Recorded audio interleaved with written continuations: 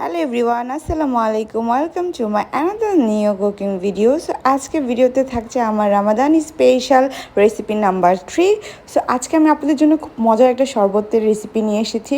তো চলেন পুরো ভিডিওটা দেখে নিই আর মজার এই শরবতটা শিখে নিই কীভাবে একদম ইজি ওয়েতে আপনারা একদম ঝটপটভাবে এই শরবতটা কিন্তু রেডি করা যাবে। এখানে আমি প্রথমে নিয়ে নিয়েছি সামান্য পরিমাণ পানি, দেন এখানে দিয়ে দিয়েছি আমি চিনি, কারণ অল্প পানি নিয়েছি, এর সাথে পরবর্তীতে আমি ঠান্ডা পানি আর বরফ অ্যাড করব।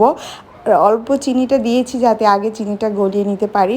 দেন এখন দিয়ে দিয়েছি ট্যাংটা দিয়ে কিন্তু ভালো করে মিক্স করে এখন এটাকে আমি সাইডে রেখে দিব।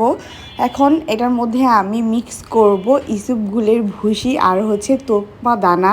এটা কে কে খান শরবতের মধ্যে অবশ্যই কিন্তু কমেন্ট করে জানাবেন। এটা কিন্তু আমাদের শরীরের জন্য খুবই ভালো। সারাদিন রোজা রাখার পরে কিন্তু আমাদের শরীরের যে পানি শূন্যতা সেটা দূর করে আর শরীরকে কিন্তু ঠান্ডা রাখে এই ইসুপগুলের ভুসি আর তোকমা। এটা খাওয়ার মাস্ট বি, আপনারা ট্রাই করবেন।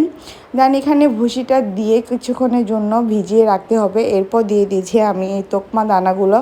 এই দানাগুলো আমার অনেক বেশি ভালো লাগে, জানি না কার কীরকম লাগে খেতে, বাট আমার কাছে অনেক ভালো লাগে। দেন তারপর এখন এইগুলোকে আমি ভিজিয়ে রেখে দিব, কারণ এগুলো ভিজতে একটু টাইম লাগে।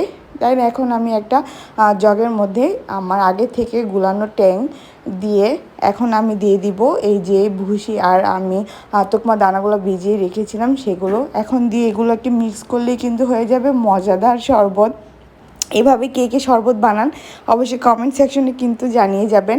এইভাবে শরবত বানালে কিন্তু খেতে অনেক বেশি মজা হয়। এই সাথে কিন্তু আপনারা চাইলে পুদিনা পাতা আবার লেবুর রসও অ্যাড করতে পারেন, এতে করে কিন্তু আরেক রকমের একটা ফ্লেভার চলে আসবে।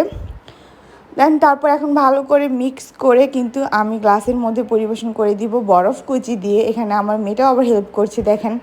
দেন এই তো ছিল আমার একদম সিম্পল একটা শরবতের রেসিপি। কেমন লেগেছে অবশ্যই কমেন্ট করে জানাবেন, আর যদি ভালো লেগে থাকে লাইক কমেন্ট শেয়ার করতে একদমই ভুলবেন না।